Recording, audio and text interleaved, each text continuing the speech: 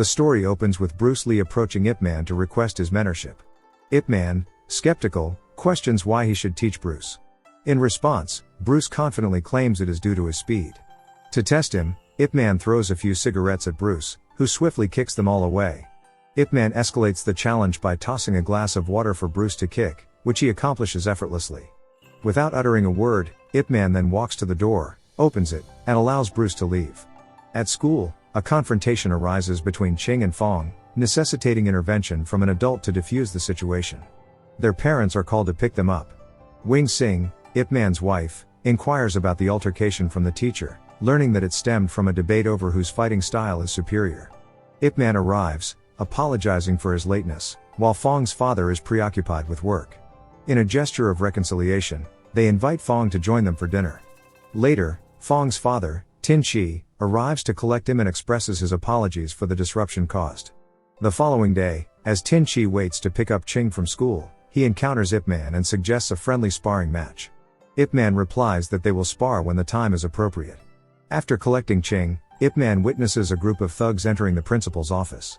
These thugs, led by Ma King Sang, instill fear in the staff and intimidate the principal into selling the property to them. When the principal refuses, King Sang violently assaults him, slamming his head onto the table and smashing his hand against it. Fortunately, Ip Man intervenes, swiftly incapacitating one of the thugs. While restraining King Sang, he calls the police. However, the thugs take a teacher hostage to facilitate their escape. Despite his efforts, Ip Man is forced to let them flee. That night, Ip Man and his disciples stand guard at the school in anticipation of further trouble from the thugs. Just as they begin to believe it is safe to leave, the thugs forcibly break the lock and storm into the school premises armed with gasoline and poles. Outnumbered, the defenders struggle to fend off the attackers as they reach the classroom and ignite a fire while also attempting to seize the principal. Witnessing this, Ip Man springs into action and pursues the assailants.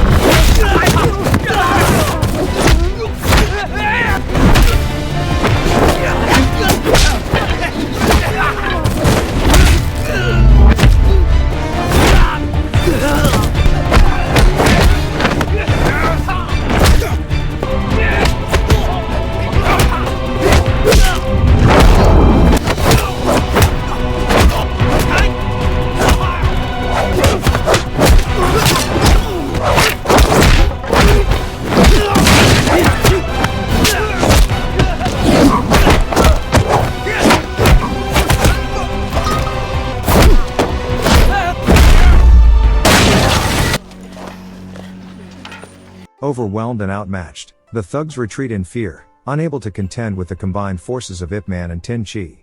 Although Ip Man and his disciples receive accolades for their bravery, Tin-chi's contributions go unrecognized. The following day, King Sang's former master learns of his involvement in the school's arson and, fueled by anger, joins Ip Man in confronting King Sang at the shipyards. The master expresses deep disappointment in King Sang for misusing his martial arts skills for malicious purposes. Despite no longer being under his tutelage, the master's concern for King Sang's dishonorable actions reflects poorly on their martial arts tradition. King Sang arrives with his men, prompting the master to urge him to cease his theatrics and abandon his plans regarding the school. He reveals that King Sang's supposed allies are merely mercenaries motivated solely by money. Enraged but restrained by respect for his former master, King Sang refrains from striking him. However, the master delivers a slap across King Sang's face in front of his men. Humiliated, King Sang attempts to retaliate with a knife, but Ip Man intervenes just in time to block his attack. As tensions escalate, one of King Sang's henchmen signals for reinforcements, causing more people at the shipyard to converge on the scene. Fortunately, police arrive shortly thereafter to quell the disturbance. Later that evening, Tin-chi participates in a fight at an underground club where he effortlessly defeats his opponent. Following this victory, King Sang approaches Tin-chi with a monetary offer to deal with his former master. Initially hesitant, Tin-chi declines Sang's offer, but Sang insists that he can never fight effectively unless he complies. After rethinking his situation, Tin-chi reluctantly accepts the money. The following day, disguised with abandoned masks, he infiltrates Sang's former master's umbrella shop.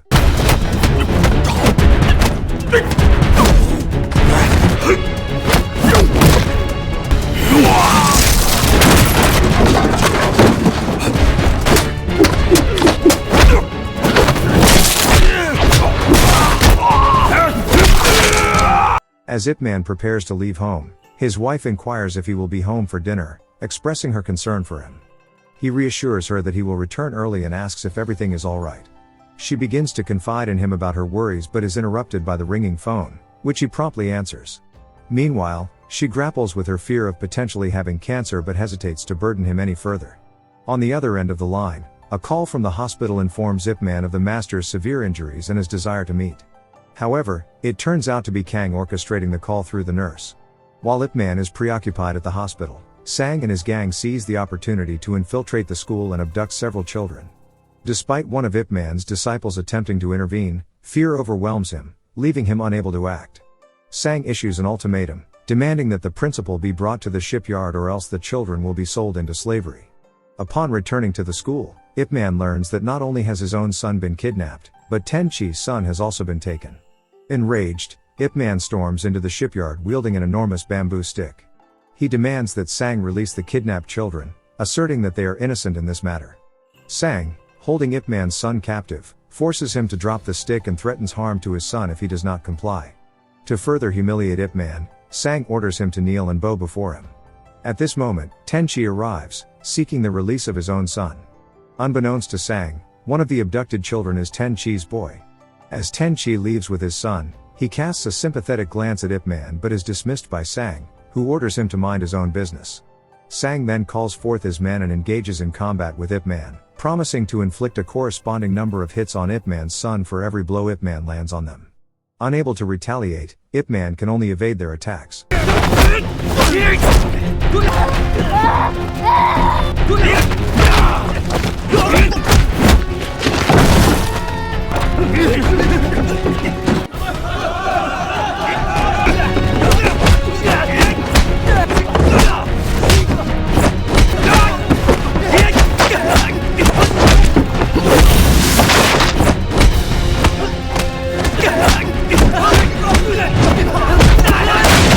Meanwhile, Tin-chi returns to the shipyard, prompting Sang to question his presence. Ignoring Sang's demand, Tin-chi leaps into action.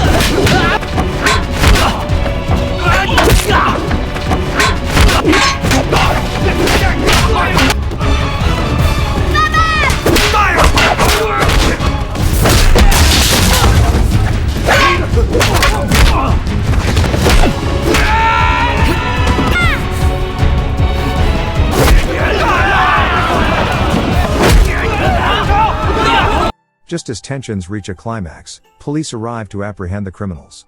Unfortunately, in the ensuing confusion, they mistakenly arrest Tin-chi, believing him to be part of Sang's crew. Ip Man and his son return home to find his wife overwhelmed with frustration. She slaps him before collapsing into tears on his shoulder. Amidst her sobs, she reveals her grim prognosis: she may have less than 6 months to live due to cancer. As Ip Man and his wife ride the elevator home from the hospital, Their moment of respite is shattered when a Muay Thai assassin steps into the confined space. Ip Man's instincts kick in. He senses danger as the assassin begins to remove his sandals, a clear sign of intent. Just as the elevator doors close, the assassin strikes, launching a swift attack.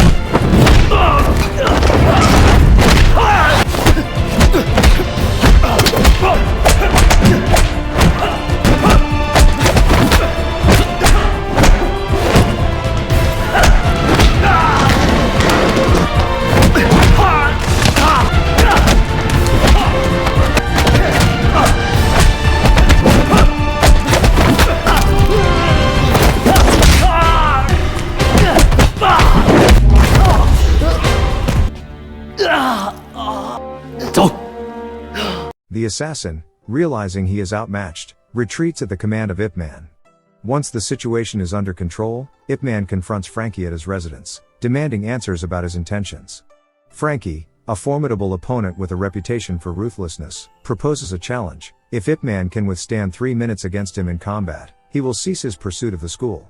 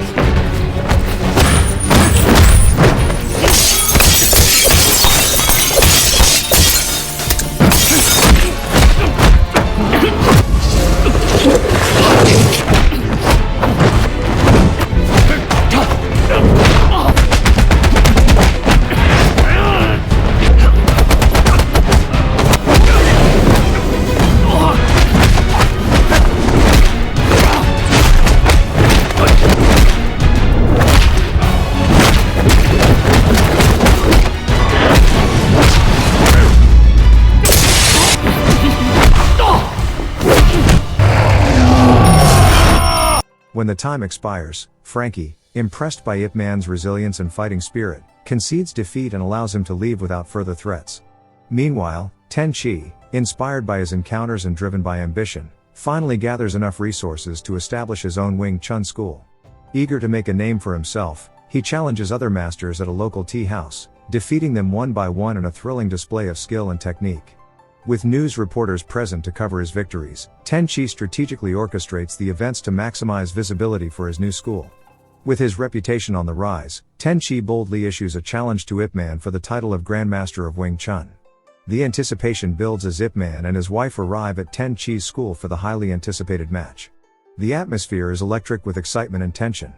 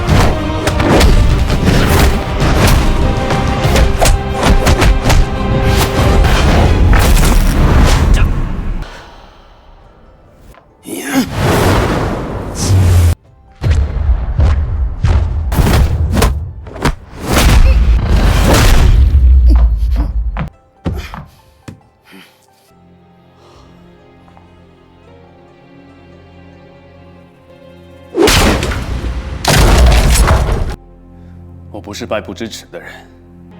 其实最重要的，应该是你身边的人。However, amidst the backdrop of this martial arts rivalry, tragedy strikes. Ip Man's wife succumbs to her battle with cancer, leaving him heartbroken and devastated. In the aftermath of her passing, he reflects on the profound lesson learned through loss, that nothing is more important than cherishing moments with loved ones. The story concludes with Ip Man contemplating his journey and the weight of his responsibilities as a father and martial artist, ultimately reaffirming his commitment to honor his wife's memory by nurturing their family and legacy.